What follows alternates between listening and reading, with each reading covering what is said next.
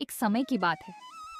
शिवपुर नाम के एक छोटे से गांव में अमन नाम का एक गरीब लड़का अपनी माँ के साथ रहता था। उसका सपना एक बड़ा आदमी बनने का था, लेकिन घर में खाने तक के पैसे नहीं थे। फिर भी अमन खड़ी धूप में मेहनत करता था। एक दिन अमन जंगल से खेत की ओर जाते हुए भगवान से बोला। हे भगवान, मेरे जीवन में आपने इतनी समस्याएं क्यों दी हैं? मैं बचपन से एक सफल और बड़ा किसान बनना चाहता हूँ, लेकिन मेरी एक समस्या खत्म होती नहीं कि दूसरी सामने आ जाती है। मेरी माँ भी अब बूढ़ी हो रही हैं। मुझे घर की जिम्मेदारी संभालनी चाहिए ताकि उन्हें और परेशानियाँ न झेलनी पड़े। भगवान, ऐसा क्या करूँ कि मेरे खेत में भी अच्छी फसल उगे? पूरे गांव में सबसे कम फसल मेरे ही खेत में होती है। यही सब सोचते सोचते अमन अपने खेत पहुंचा। उसने लाठी से जमीन की मिट्टी को रेत कर देखने की कोशिश की, लेकिन मिट्टी इतनी सख्त थी कि लाठी भी उछल गई। वह एक पेड़ के नीचे बैठ गया और गहरी सोच में डूब गया। कुछ देर बाद उसके मन में एक विचार आया। अरे हाँ, जंगल में कई पुराने पेड़ों पर बड़े बड़े मधुमक्खियों के छत्ते लगे रहते हैं। अगर कोई मधुमक्खी का छत्ता मिल जाए तो उसे लाकर गांव के शहद वाले व्यापारी को बेच सकता हूँ। शायद इससे कुछ कमाई हो जाए। भगवान का नाम लेकर वह जंगल की ओर चल पड़ा। रास्ते भर वह यही सोचता रहा कि कहीं कोई छत्ता मिल जाए। जंगल पहुंचकर उसने पेड़ों को ध्यान से देखना शुरू किया। काफी देर बाद उसे एक पेड़ पर एक बड़ा पुराना मधुमक्खी का छत्ता दिखाई दिया। उसने पहले यह सुनिश्चित किया कि उसमें मधुमक्खियां नहीं हैं, फिर सावधानी से उसे उतार लिया। छत्ता हाथ में लेकर वह सोचने लगा, अगर इसे बेच दूं तो कुछ पैसे मिल जाएंगे। उन्हीं पैसों से खेत के लिए बीज और खाद खरीद लूंगा। वह छत्ता लेकर घर की ओर चल पड़ा। रास्ते में अचानक उसे किसी की दर्द भरी आवाज सुनाई दी। अमन इधर उधर देखने लगा, लेकिन उसे कोई दिखाई नहीं दिया। वह आवाज की दिशा में आगे बढ़ा। तभी उसकी नजर एक घायल हिरण पर पड़ी।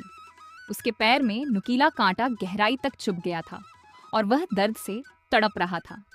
अमन धीरे धीरे उसके पास गया। हिरण पहले थोड़ा घबराया, लेकिन अमन के शांत स्वभाव को देखकर वहीं खड़ा रहा। अमन बोला। डरो मत दोस्त, मैं तुम्हारी मदद करता हूँ। उसने सावधानी से कांटा निकाला और कुछ ही देर में हिरण उठकर खड़ा हो गया और प्यार से अमन की ओर देखने लगा, मानो उसका धन्यवाद कर रहा हो। फिर वह धीरे धीरे जंगल की ओर चला गया। हिरण की मदद करने के बाद अमन छत्ता लेकर घर पहुंच गया। उसने सोचा, अगर मैं जंगल से ऐसे और छत्ते लाकर साफ करूं और शहद इकट्ठा करने वालों को बेचूं तो अच्छी कमाई हो सकती है।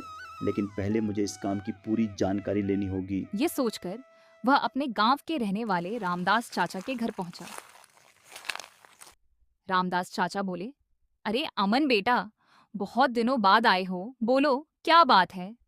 अमन बोला। चाचा, खेत की हालत बहुत ख़राब है। हर साल सबसे कम फसल मेरे ही खेत में होती है। माँ की तबीयत भी ठीक नहीं रहती। आज जंगल में मुझे एक पुराना मधुमक्खी का छत्ता मिला है। मैं सोच रहा हूँ कि अगर इस काम को सही तरीके से सीख लूँ तो कुछ कमाई करके अपने खेत को फिर से अच्छा बना सकूँ। सच में चाचा, अगर आप मुझे सिखा देंगे तो मेरी बहुत बड़ी मदद हो जाएगी। रामदास चाचा मुस्कुराकर बोले। अरे बेटा, तुमने बहुत अच्छा सोचा है। मैं कई सालों तक शहद इकट्ठा करने वालों के साथ काम कर चुका हूं। मैं तुम्हें सिखाऊंगा कि मधुमक्खी के छत्ते को सुरक्षित तरीके से कैसे संभालना है, शहद कैसे निकालना है। सच में चाचा, अगर आप मुझे सिखा देंगे तो मेरी बहुत बड़ी मदद हो जाएगी। रामदास चाचा बोले। धन्यवाद की कोई जरूरत नहीं बेटा। अब तुम्हें एक काम करना होगा। छत्ते से सावधानी से शहद निकालकर उसे साफ कांच की बोतलों में भरना, फिर शहर जाकर उसे अच्छी कीमत पर बेचना। अगले दिन अमन सुबह सुबह जंगल में शहद के छत्ते तलाश करने निकल पड़ता है। काफी देर तक इधर उधर खोजने के बाद उसे दो तीन बड़े शहद के छत्ते मिल जाते हैं। वह सावधानी से उन छत्तों को लेकर अपने घर लौट आता है। घर पहुंचते ही सबसे पहले वह छत्तों से शहद निकालकर एक बड़े डिब्बे में इकट्ठा करता है। इसके बाद वह शुद्ध शहद को कांच की बोतलों में भरने लगता है। सारी बोतलें तैयार होने के बाद अमन उन्हें लेकर शहर बेचने चला जाता है। शहर में उसका शहद अच्छी कीमत पर बिक जाता है और उसे अच्छे खासे पैसे मिलते हैं। अपनी पहली कमाई देखकर अमन बहुत खुश हो जाता है। फिर एक दिन अमन अपने खेत को देखने जाता है।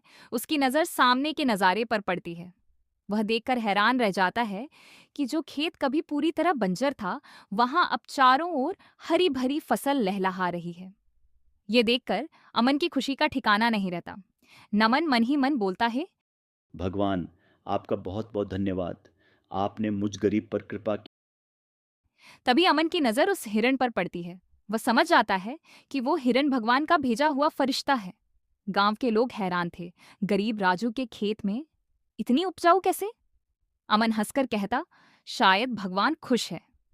एक दिन अमन रामदास चाचा से कहता है, चाचा, क्या आपको पता है मेरे खेत के बारे में? क्या बेटा, तुम किस चीज की बात कर रहे हो? मेरे खेत के बारे में? हाँ बेटा, कुछ गांव वालों से मैं सुना तो था कि तुम्हारे खेत में अचानक बहुत अच्छी फसल आ गई है। चाचा, आपने सही सुना, पर मैं आपको एक बात बताना चाहता हूँ। क्या कहना चाहते हो बेटा? अमन ने कहा। चाचा, जिस दिन मैं आपके पास शहद का छत्ता लेकर आया था, उसी दिन रास्ते में मुझे एक घायल हिरण मिला था। मैंने उसकी मदद की थी। ये सुनकर चाचा मुस्कुराए और बोले, बेटा, यह सब भगवान की कृपा है। भगवान ही उस घायल हिरण के रूप में आए थे और उन्होंने तुम्हारी परीक्षा ली। तुम उस परीक्षा में सफल हुए, इसलिए यह सब तुम्हारे अच्छे कर्मों का फल और भगवान का दिया हुआ इनाम है। चाचा की बातें सुनकर अमन घर लौट आया।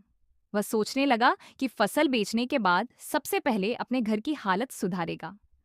अगले दिन सुबह वह सबसे पहले मंदिर गया, भगवान को प्रणाम किया और फिर अपने खेत की ओर चल पड़ा। खेत में फसल पूरी तरह पक चुकी थी और कटाई के लिए तैयार थी।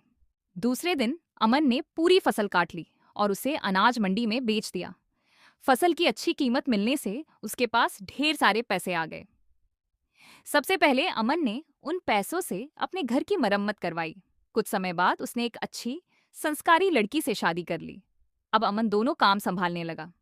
वह जंगल से शहद के छत्ते भी लाता और अपने खेत की भी देखभाल करता। उसकी पत्नी भी हर काम में उसका हाथ बटाने लगी। देखते ही देखते उनके घर की खुशियां लौट आईं और अमन, उसकी माँ और उसकी पत्नी तीनों खुशी खुशी अपना जीवन बिताने लगे।